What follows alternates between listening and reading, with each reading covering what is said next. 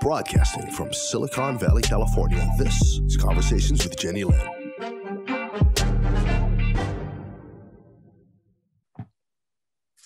Happy Easter! And thank you for watching Conversations with Jennylyn. Even on Easter, I'm producing shows, although I don't believe either my guest or I realized today was Easter Sunday when we planned this show. However, I am thrilled that he was able to spare the time to spend with us. And I can't wait to introduce him to you and let him tell you why he's here with me. His name is Dr. Michael Newman. He is a great doctor. He's taken care of me, and I speak from experience.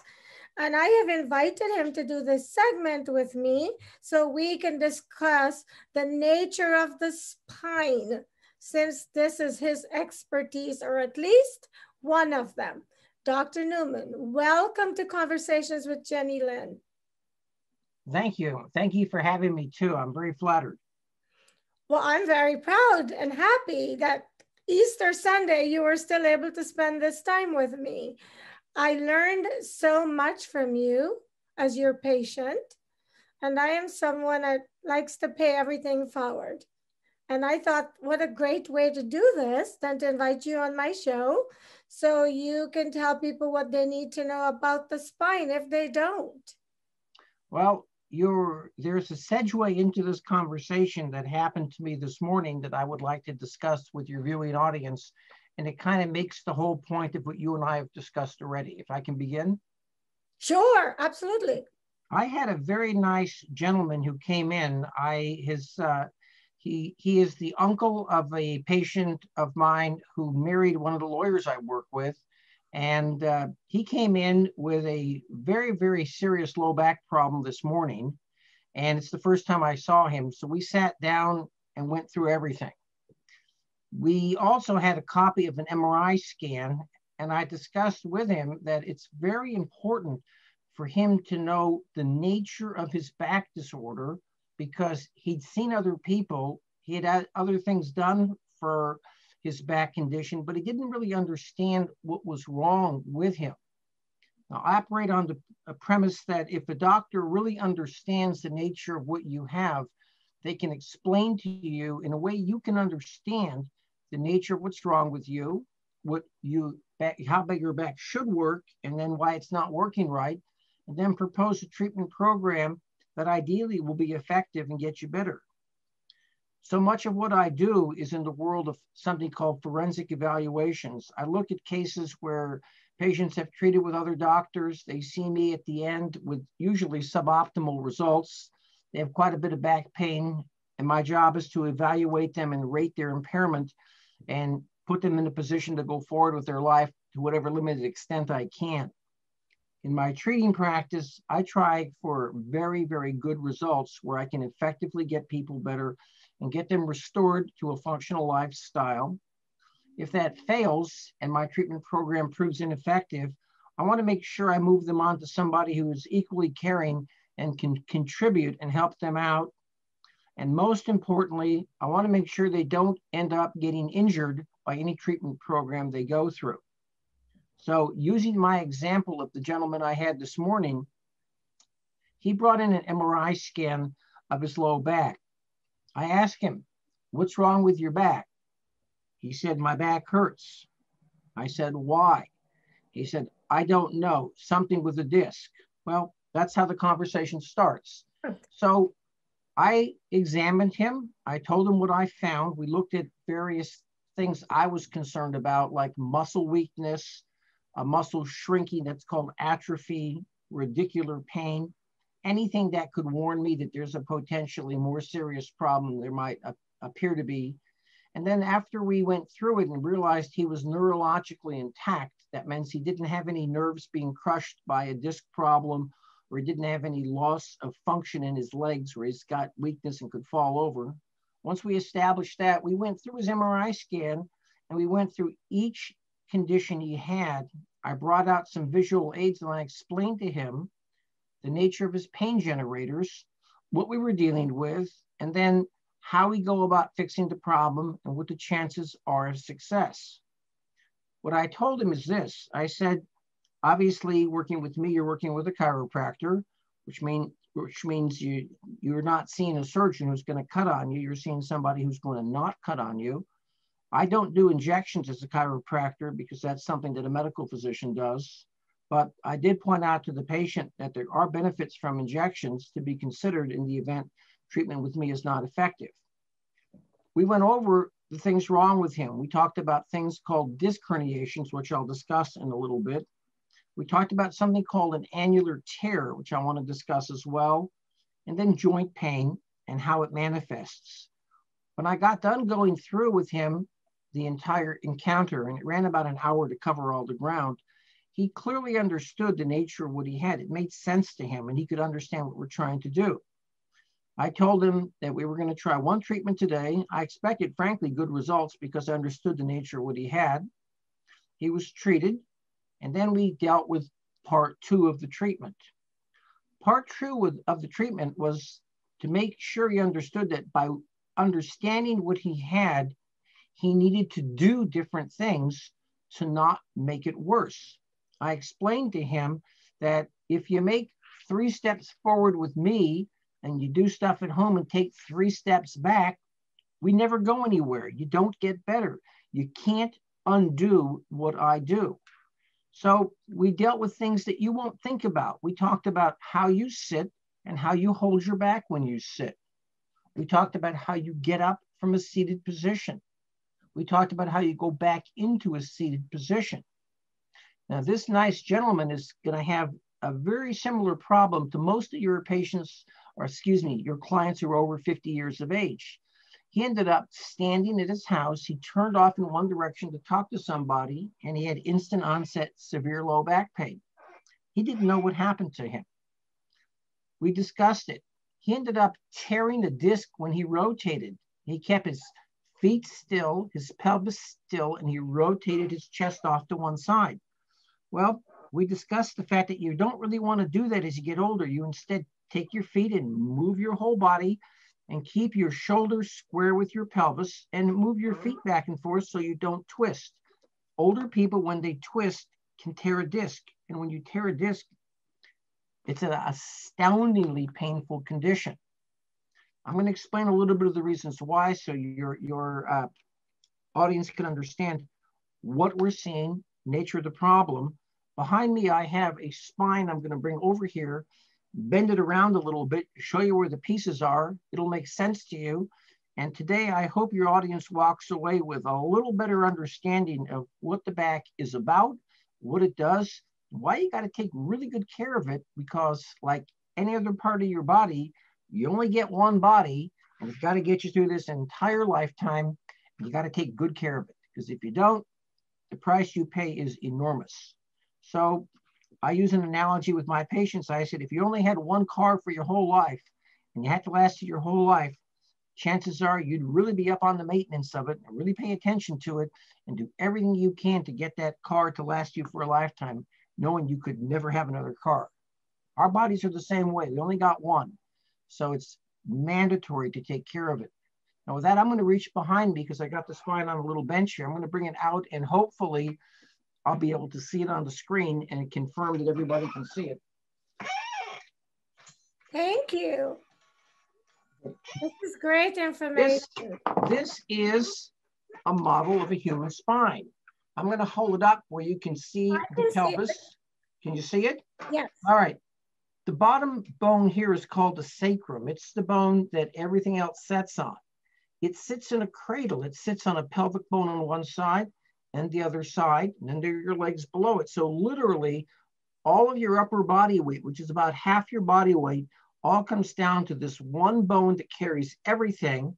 Then this spreads the load out on the pelvis and onto the legs. So we're putting half our body weight right down on this one bone called the sacrum. Okay. The weight divides up. What we have is we have vertebra. These are these chunky pieces in here. These are the segments of your spine. It's bone, disc, bone, disc, bone, disc, and it just repeats itself all the way up the back. There are 5 segments in the lumbar spine, and each segment is bone disc. There's a word called nomenclature. Nomenclature is a big word. It means the language that you're talking about. So there's special words here. That's called a lumbar vertebra. That's called a disc. If we look at the vertebra, disc, vertebra unit, the three pieces in here, it's called a motor unit. And then it does what you need it to do so you get through with your life. It carries your body and you go through your whole life when this motor unit works correctly. The disc is the spacer between these two. And the disc does essentially three things. The disc acts like a shock absorber. It takes the stresses of your day. Every step you take, everything you do, it divides it up. It just loads it, and the disc will expand outward and inward, not much, but a little, and it divides the load up. The disc in the middle has a heart of jelly. I use a comparison, a jelly donut. Gooey stuff in the middle, tougher outer stuff on the outside. The wrap on the outside is very similar to an onion. It's layered. It's usually 9, 10, 12 layers out. But the gooey stuff in the middle expands into the outer stuff on the outside. That's your shock absorber. Very important to have. As we get older, our discs begin to age. I'm going to open this up a little bit where I can pull this apart. And if you look where my finger's pointing, this disc comes off the vertebra below it. Now, right in here, this little space we have in here. I just pulled this back so you can see what I'm getting at. There's a blood supply that goes into the vertebra. The disc has no blood supply. Every time your heart beats, you put blood into the bone and your venous system takes away the waste product, literally 60, 70, 80 times a minute. Your heart's always pumping, it's always supplying blood to the vertebra. The disc has to absorb blood from below the vertebra and above the vertebra. And unfortunately, as we get older, the blood supply on these plates begins to shrink and the disc starts to get thin. It really starts to die. It's the right word. It degenerates. As it degenerates, it gets thinner and thinner and thinner, which is what happened to my guy this morning. And as it gets thinner, the bone gets closer and closer together. And these little joints on the back side, the ones I'm turning the spine around, these little joints in here, they're at every level, and there are 4 of them per level. They get closer together. They start to hurt. The term is called degenerative disc disease when the disc gets thin. As the vertebral body changes, it starts to kind of shrink and not look so good. It's called spondylosis. It just means the body's getting old. And as these little joints start to degenerate, these are called facet joints, like a woman's ring has facets. These are called facets. And we get something called facetal arthrosis. The joints just start to change and they start to degenerate. So, is there any way to prevent that from happening? Well, we go over a couple things. That's a good question. One thing that's important to do is to make sure the blood supply itself is as good as it gets. So people who smoke cigarettes have vasoconstriction. Vasoconstriction lessens the blood supply, leads to this. So one of my first questions with any patient is, are you a cigarette smoker and how long? People who started smoking in their 20s, by the time they're in their 50s, have a back that looks like an 80-year-old's back because the blood supply to the disc starts to shrink. So that's a big one. Exercises you do make a difference. You want to be able to exercise. Something as simple as just going for a mile walk a day is wonderful for the back. It slows the rate of degeneration. Anybody who sits, I sit for a living all day in front of a computer. You sit in front of your computer. Most of your audience sits. Sitting creates stasis in the blood supply, so getting up periodically and just moving around is good for the back. It loosens it up. So one of the things to do is to break it up. I refer to my time on the computer as being in a black hole. I get into something, I do it. Next thing I know, 3 hours has passed and it feels like it's a half hour, but it's been 3 hours. So I try to break up what I do and get up a couple times an hour and do something. Get a cup of coffee, go to the bathroom, doesn't matter, something to break it up so I don't get stasis in the disc. Makes a big difference. With me showing the spine here, the gentleman I had turned and he kept his pelvis still and that hurt him. So he should have turned everything. That's rotating the whole pelvis, but he didn't do that. He started the disc. The disc tore for him, which creates a lot of pain. It tore for a reason. It tore because the disc itself is undergoing degenerative changes and it's getting drier and drier and drier because it's losing its blood supply. In medicine, everything has a technical name, which is kind of good because we understand what it is, but it's confusing for patients because you hear these names and you try to remember them and it's hard to remember them. When a disc dries out, it's called a desiccated disc. It just means dried out. Blood supply lessens, water supply in the disc goes away, the disc gets more brittle. So if you turn the wrong way, you can tear it.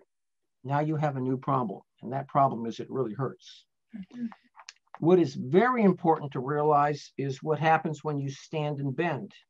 Now, I'm a math physics major turned chiropractor, so I kind of really enjoy math and physics because it's something I've done most of my life, and I appreciate the load we put on our back. When you stand and bend forward, and I'm going to turn the back sideways, as you stand and bend forward and you start bending and bending and bending and bending, well, as you bend towards your toes, your arms are way up here, your back's down here, you're putting a bigger and bigger load on the disc. You're bending forward and you're loading the disc. Most of these injuries I see happen when the person bends forward, turns off to one side, now they're twisting the back and pick something up. That lift, pick up, and coming back twists the back, and the disc can damage, and the disc can tear, or it can do something called herniate. Herniate's a nice big word. It means to let go. You can have a hernia in your abdomen. You can have it in your groin. You can have it in your discs. When a disc herniates, that structure of the disc tears open. The gooey stuff in the middle goes backward and hits pain-producing structures, and that creates its own special kind of pain.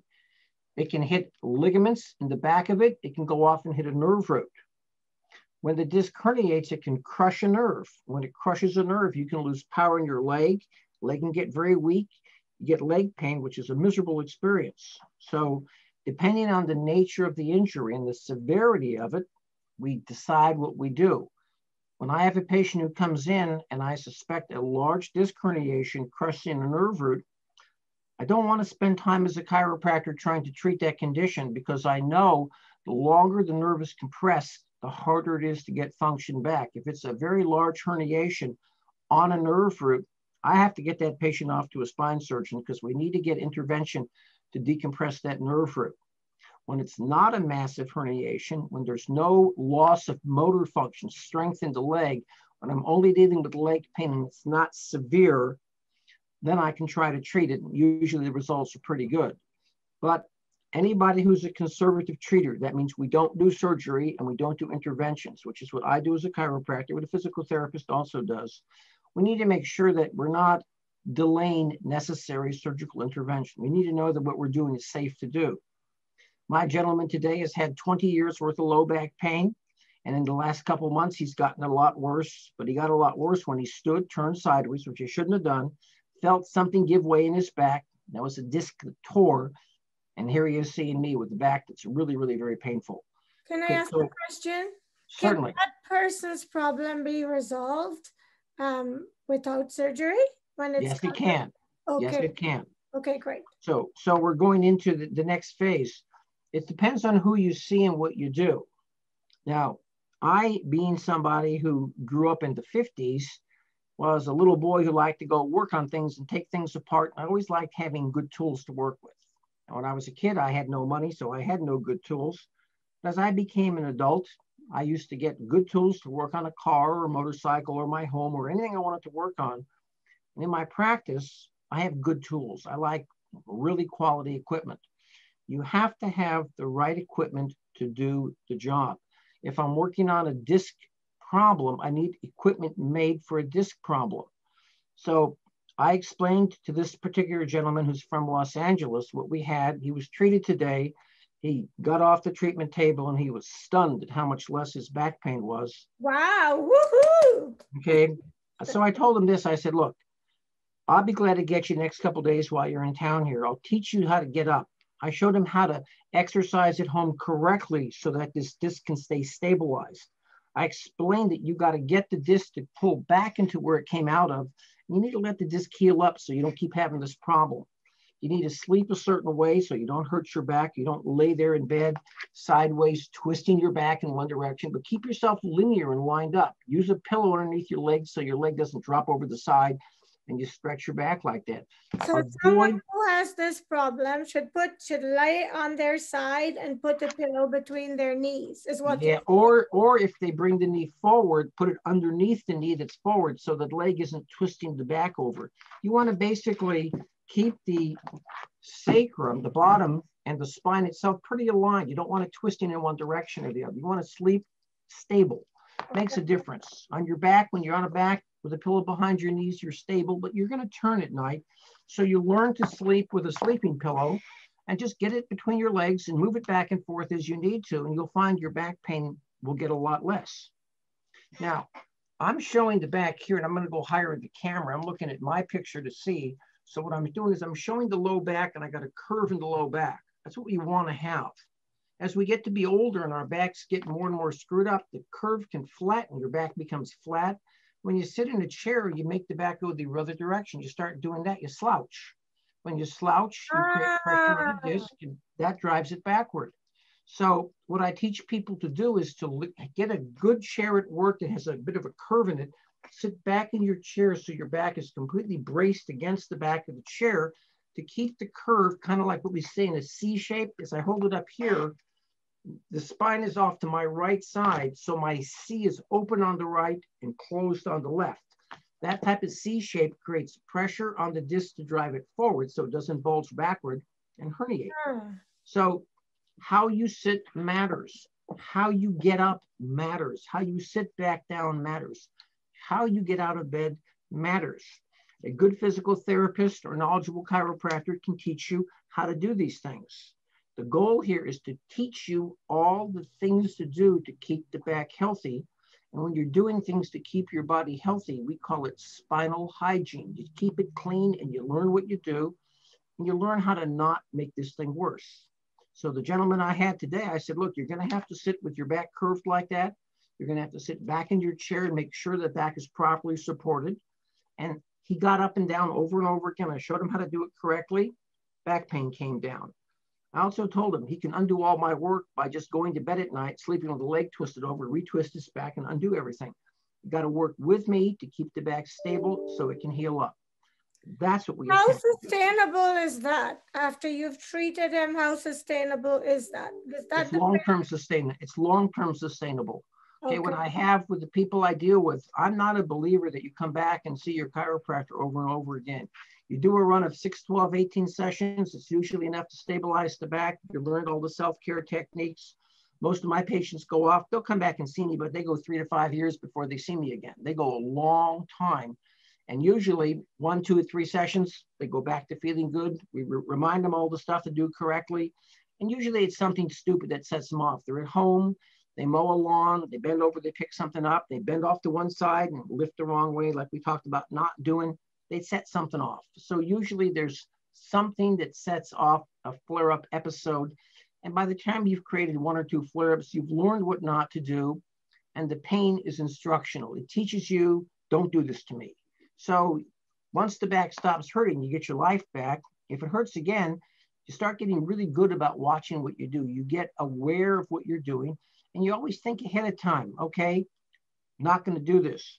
Most 50-year-olds or older shouldn't help a 20-year-old move out of their apartment or their house because their back cannot take lifting heavy furniture.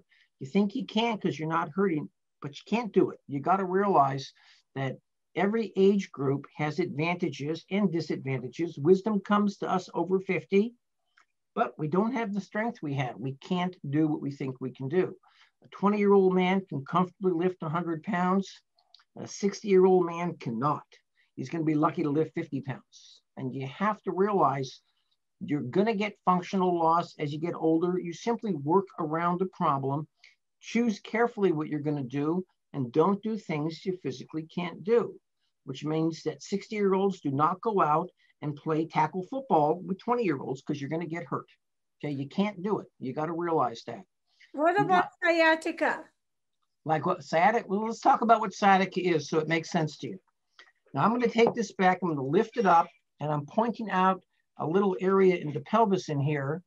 And the area is right down in here. It's called the sciatic notch. It's called that because the sciatic nerve goes through this little opening right down in here and then down the back of the leg. Right. The sciatic nerve is made of different nerve roots. We number the nerve roots. Go back to my explanation in nomenclature. There's lumbar nerve roots, 1, 2, 3, 4, 5. Sacral nerve roots, 1, 2, 3, 4, 5. Sciatic nerve is made out of nerves 4, 5, L1, S1, S2, S3. 2 lumbar, 3 here. That's a sciatic nerve. When a disc herniation happens in the lower lumbar region, it can press on the sciatic nerve. Now, when that happens, you can get weakness in the leg because it stops the power from going into the leg. You can get leg pain. It can be very significant pain, and it really can be very disabling. You have to first differentiate sciatic pain from what's called a pseudosciatica. Pseudo means it's not really sciatica. It just looks like it. Irritation of these joints with no pressure on a nerve root can radiate pain into the leg. Irritation of this big joint down here, this is the sacrum and the ilium, it's called the sacroiliac joint, can become very inflamed and it can cause pain down into the leg. The gentleman I saw today, his niece came out with him. She's somebody who ended up marrying a lawyer friend of mine. She was discussing her back, and I told her she doesn't have a sciatica. She has a pseudosciatica. Her sacroiliac joint is irritated, and it looks like it's causing pain into the leg, but it's a much easier problem to fix. The joint simply has to be freed up and mobilized so it's no longer pinching and binding. So much of it is, what do you really have? Do you have a real sciatica, which means something pressing on the nerve root down into the leg, or a pseudosciatica, irritated joints that give you referral pain down the leg, but usually not excruciating like you get with a real sciatica, and usually no loss of strength in the leg. So it's important to know the difference and how to diagnose them. Any spine surgeon will know how to do it. Most physical medicine specialists and physiatrists, as the doctor of physical medicine, know how to do it. And the well-trained chiropractor will also understand what the difference is. End result is, the rule of thumb I operate by is, in order to fix the problem, you first must name the problem. So you need to understand clearly what it is you're seeing, what the nature of the pain generators are. And if you do understand it, you should be able to clearly explain to the injured party, the patient, what is wrong with their back, and then realistic expectations of what it takes to get the pain to back off. My guy today had a very good response, better than most, but he also clearly understood what to do. He was trained in some self-care exercises. He responded very well. Now, you know me from meeting me when I helped you for an evaluation, but you don't know me as a treater because you didn't see me for treatment. The but stuff you did treat me, and what I would be glad to treat you. I would be glad to treat you. But what I would like your client base to understand is this type of treatment is actually very, very effective. I won't see a person over 6 times if they don't start getting better significantly. I need to see this thing turn around usually by 3 treatments, and I like to see a reduction in pain somewhere at the level of 50% by 6, 8 treatments into it. I need to see a really good response to know it's going to work, and I usually see a very good response. If they don't respond, well, then it's not going to respond to what I do. So it's not fair and ethical for me to continue to see them. I'm somebody who doesn't mind spending my money for something that works, but I don't like to spend my money for something that doesn't work. When you come to see me, it's got to work. If it doesn't work, it's no reason to continue the relationship. It means I can't help you. I can help out, figure out what's going on. But if my treatment program is not effective, it's not effective. The good news for me is 90% of the time it is effective. So most people get better, a handful don't, and those who don't, I move on to somebody competent to help them resolve their problem. That's great. Thank you for doing that. Okay, so that's the kind of rundown on it. To recap, discs cause problems and they can hurt. These joints in the back, these joints get arthritic as we get older, they can cause problems. The sacroiliac joint can cause problems. The blood supply to the disc can cause problems. These are all the pathologies of an aging spine. They affect all of us. And if you don't have back pain now, consider yourself lucky, but 90% of your audience is going to have a significant bout of low back pain somewhere in their life. And it's incumbent on you to find somebody who truly understands the problem and can help you resolve the problem, because few things are as miserable as a chronic back that limits so much of what you can do. It is a key piece to everything. I tell my patients when they first see me, I said, look, everything in your life stops when this back gets acutely painful. All you care about is getting this undone. You don't care about dinner or picking up the kids or walking your dog or going to work. All you care about is make this pain stop. And it's very important to realize well-directed medical care, chiropractic care is effective at doing this stuff. Doesn't always work, but it works most of the time. And you got to make sure whatever path you go down, you're with a doctor who understands the first rule of any healthcare provider: do no harm. It's more important to make sure that nothing you're given hurts you than it is to help you. And it's got to be a number one order of any of your people out there to make sure that whoever they're seeing, they're comfortable with, they have confidence in that doctor, and that doctor understands clearly. Do everything you can to help that person, but do not cause any injury. That means you understand the problem and you know what it is and you know how to treat the condition. So is that a good introduction today? That's great. You know, it's all half an hour, or our time's almost up, but we're not going to stop because I really want to get critical information to help people out there. Now, you've told us, you've explained the spine to us. What can people do to prevent the conditions that you see a lot as we get older?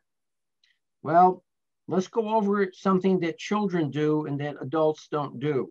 Okay. When you look at a child in a play yard, a child does what's called global motion. They're little lunatics running around with their arms jumping up and their legs are moving and they're jumping and climbing. They're going all over the place. And that's what children do. And we were all children once and we all did that stuff. When we get to be adults, we go to the gym and we have the upper body workout. And then another day we have the lower body workout. And we have the I sit all day at work workout. And we just don't have global motion.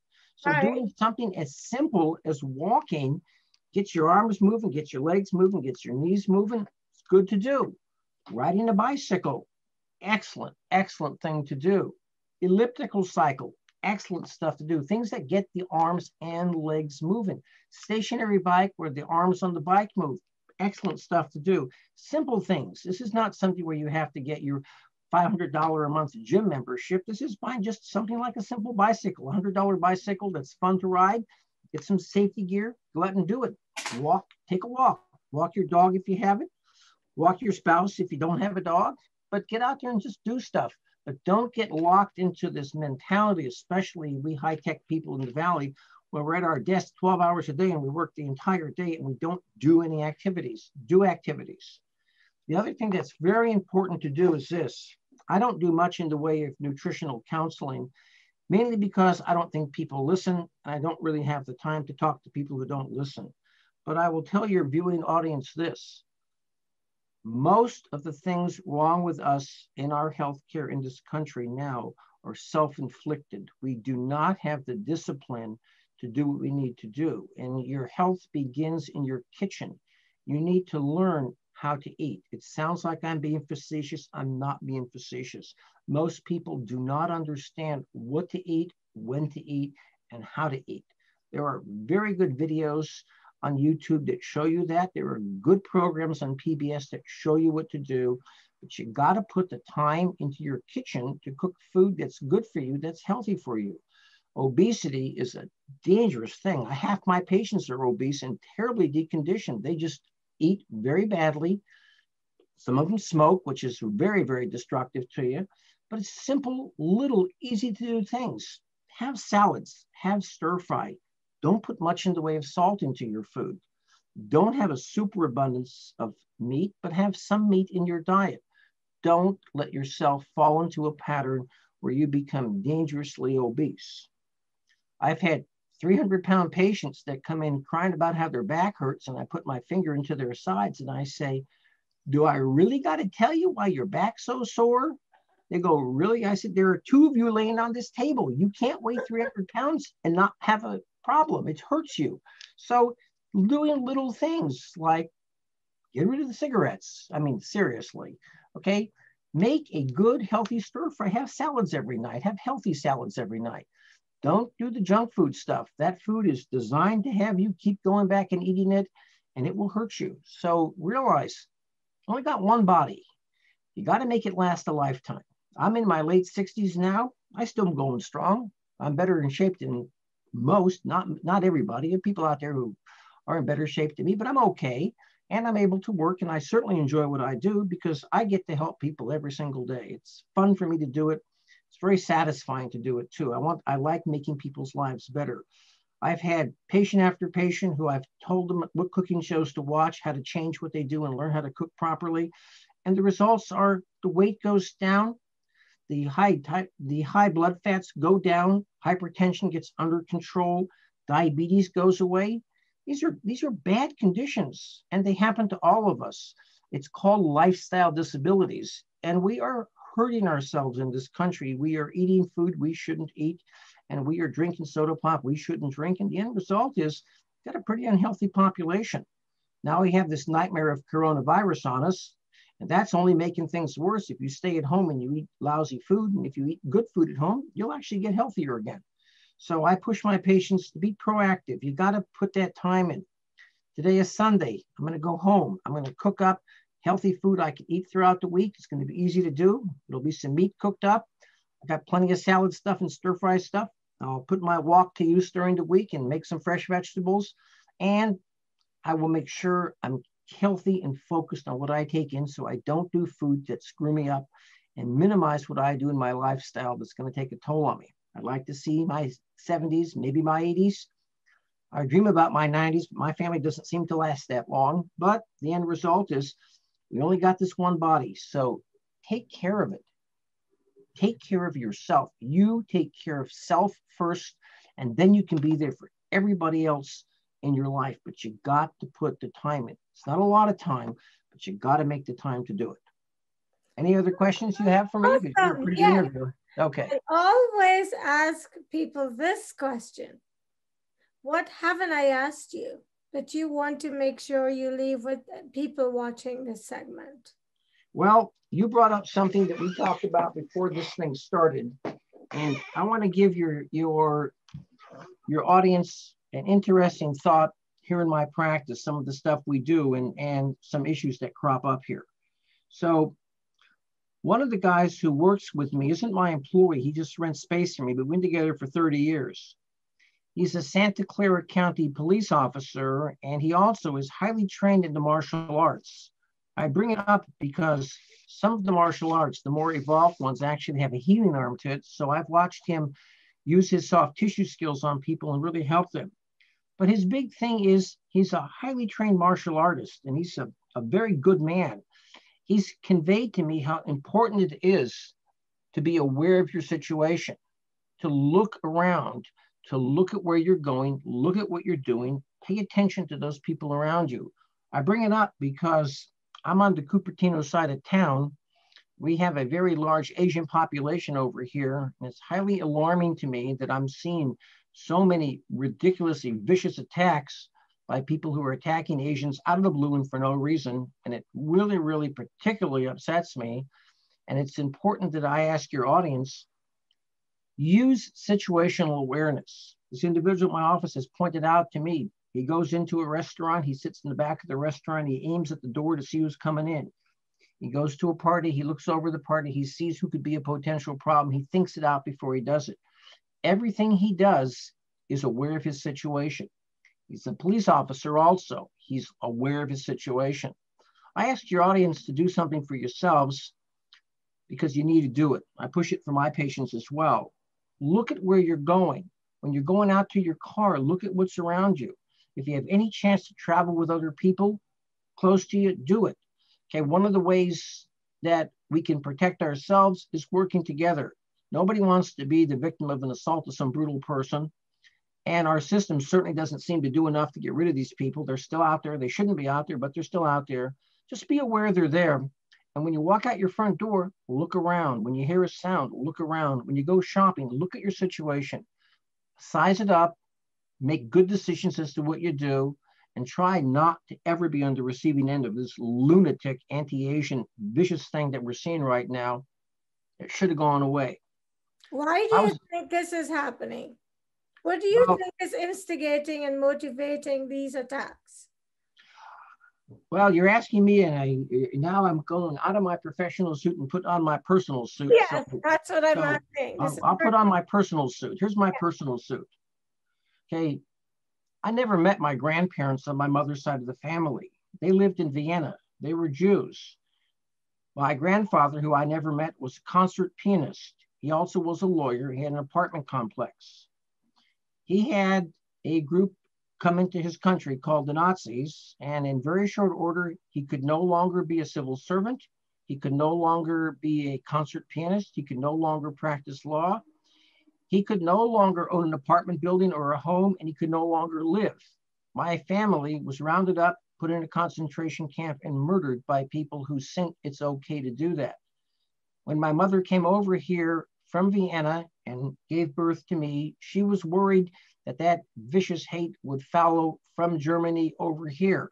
She wasn't all that wrong, because it didn't need to come over it. It's already been here. So for whatever the reason, and the reason is usually people who are really, really unable to have a productive life, unable to appreciate what it is to be alive, who can't understand what it's like to be on the receiving end of some type of vicious hate, those people seem to be everywhere in the world. We often call them our political leaders because they don't care.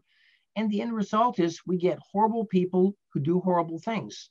And they're just there. You got to realize they're there and take precautions against that. You have to realize, don't get yourself in the line of fire, and don't let somebody start berating you, and realize somebody bigger and stronger than you can hurt you. So you got to actually be prepared. I'd like to see all of your audience get themselves some mace, train, learn how to use it. Spray somebody in the face with mace when they come at you. They're going to just be dissuaded from doing it. But you don't let horrible people attack you. Bullies are terrible and they're everywhere. And we don't do anything as a society to stop it. And once you realize that, you know, by the time you call 911, you've been assaulted and they're on their way, it doesn't work. Police try to do a good job. They can only do so much. So unfortunately, we have to acknowledge that we live in a world where we allow vicious, horrible people to run around and do vicious, horrible things, because those people never get what it's like to be on the receiving end of their own behavior. If they did, they wouldn't be that way. This is learned behavior. Racism, prejudice is learned behavior. Somebody's lousy parents did a lousy job of raising that person, and they have no empathy for what it's like to be on the receiving end of stuff like that. It's horrible to be on the receiving end of stuff like that. I wish I could have met my grandparents, but that was denied me. So for everybody out there, team together. Be smart about what you do. Put that mace. You're allowed to carry a mace. Carry that mace. Learn how to use it. Practice with a couple containers where you can aim accurately.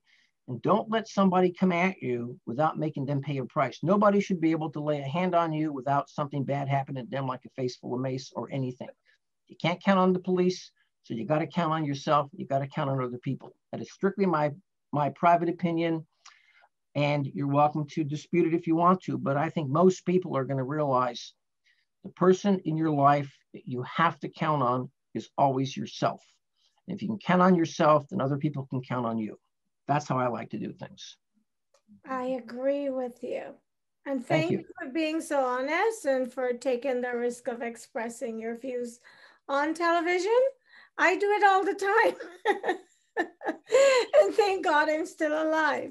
But you know what I say to that? I call it ignorance, because it's very prevalent now in the Asian communities, but the Black people have dealt with it forever, and many other minorities have. And for me, it's ignorance, because if you peel away a Black person's skin, an Asian person's skin, or any other colored person's skin, you will see the same thing. You'll see the same skeleton and muscular and vein system under the skin. So for me, you have to have pity for those people, but pity doesn't protect you. So like you say, you have to protect yourself. And I just wish that somehow we could eradicate hatred from the world. I think that hatred and ignorance are the cause behind a lot of this. So it's something that we were born into. We're probably going to die and leave it, because there are people who just choose to be ugly, and it doesn't matter what you do, you can't make them see otherwise. But like you said, until they've experienced it themselves, they don't understand the impact it's having, or maybe they don't care. Either way, it's not good for the person who is on the receiving end of it.